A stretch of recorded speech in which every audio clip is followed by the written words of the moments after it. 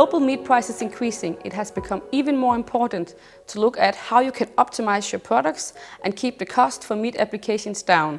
A way to do this is to replace a part of the meat with other ingredients. We have invited meat application specialist Carsten Doctor for deeper insights into the options and challenges revolving around meat replacement. Welcome, Carsten. Thank you, Maya. Before we go into details, I'd like to know where meat replacement is typically used. Meat replacement is typically used in products where you would like to lower the cost for your production. You can use, and this is, you would say, the main reason for doing it. With the use of functional ingredients, you can then obtain some different benefits, which could be improved sliceability, it could be a better emulsification, and for sure also a better purge control. Some of the applications where you can replace meat could be emulsified products like cold cuts. It could be for meatballs, hot dog, frankfurters, and that kind of products. You can also replace, or I would say extend meat for reformed and for injected products as well. Of course, when we are talking about meat extension, you can say, is this the same as meat replacement?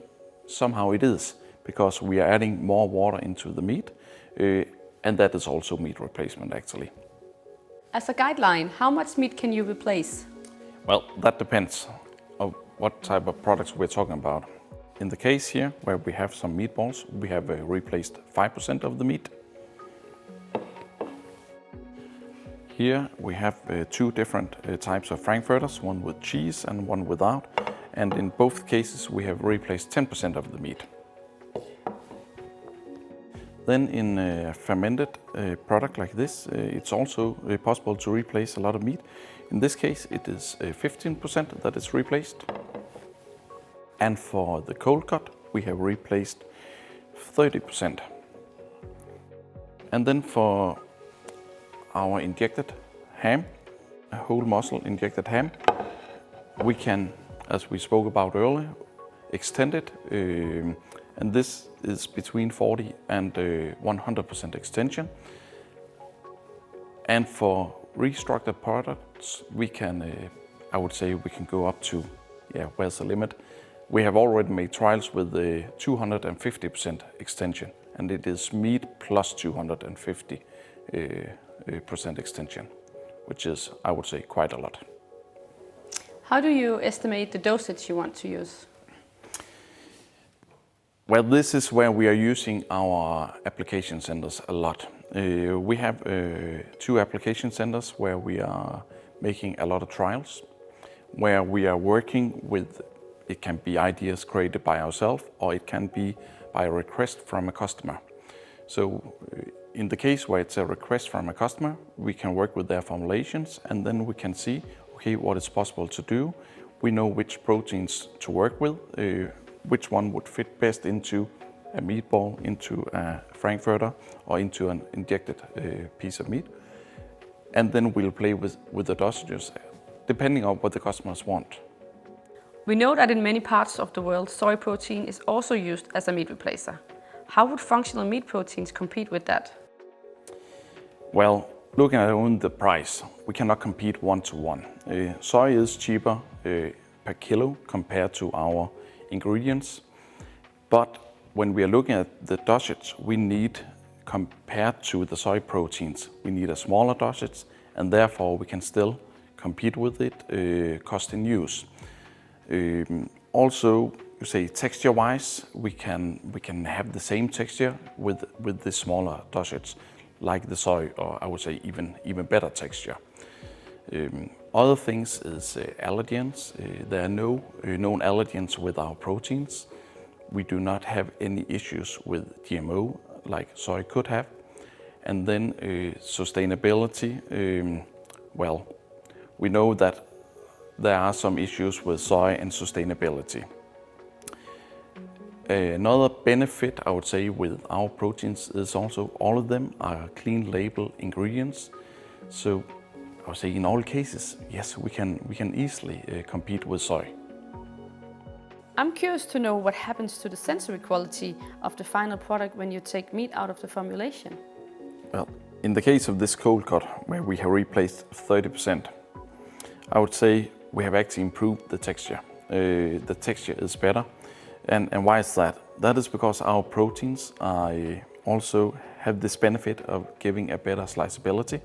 So what you will see when you try it is that the product will be more sliceable and you will have less slicing losses in your production, which is of course very, very important.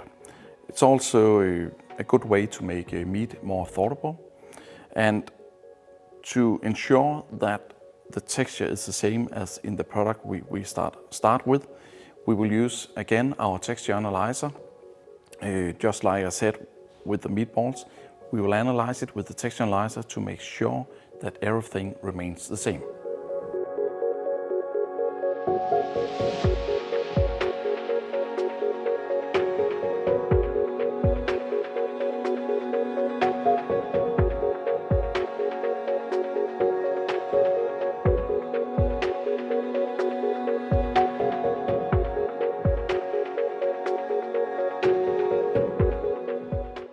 What happens to the taste when you replace meat in your formulation? Well, actually nothing happens. I would say very often what could happen if something happens is like that we improve the taste. You will see that it can be easier to taste the salt and it can also be easier to taste the spices. So in some cases you can actually reduce the salt content and also the spice content. Our product is very neutral in taste. There are no off flavors using it. Our dosages is also really, really low. So there's no negative impact at all when using our proteins. How does meat replacement change the process? Well, simple answer, it doesn't change the process at all. You can add the proteins just like any other ingredient, like you normally do. It can be into the ball chopper when you are making your emulsified products. You can add them directly into the mixer. So I would say in many cases it's not necessary to change anything. Neither we do not recommend to make pre-gels or to make pre-hydrations, with only a few exceptions. There could be systems where pre-gel is a good thing to make, or products where it could be a good idea to make a pre-gel. As an example, it could be for fermented salamis. If you want to replace 10-15% of the meat, it can be a good idea to make a pre-gel and then add this instead of, because this is a raw product that is not cooked like other meat products. Also, talking about brines, you will just add the protein as it is into the brine and then inject with your normal procedure. So no change is needed. From what I understand, meat-based proteins are the best option for meat replacement. Why is that? Well, we have excellent properties when using our proteins. You could say with our proteins we are able to bind water, we are able to bind fat, as we are illustrating here in the gels we have made. One of the gels is a water gel, where we are able to bind a lot of water. And the other one is a fat emulsion actually, where we have combined water and fat using our ingredients. So besides using our proteins as a meat replacer, you can also use it to replace fat. And this is without compromising the quality at all. Also, our protein is meat-based, so it's meat into meat. How can these ingredients be declared on the back of the pack? Well, it's hard to give a precise answer on that. First, I would say you should always check and follow local regulations. But I know in some countries it can be declared as a part of the meat block, but typically I would say it will be declared as pork, beef or chicken proteins. It is important to state that our proteins are natural origin and can be declared as clean label. So what we learned today is that you can replace meat in all types of meat application. It's a great way of achieving cost optimization for your meat products, and it's making meat affordable for more people. The meat replacement is not compromising the sensory quality, and it's easy to apply and can be applied like any other ingredient.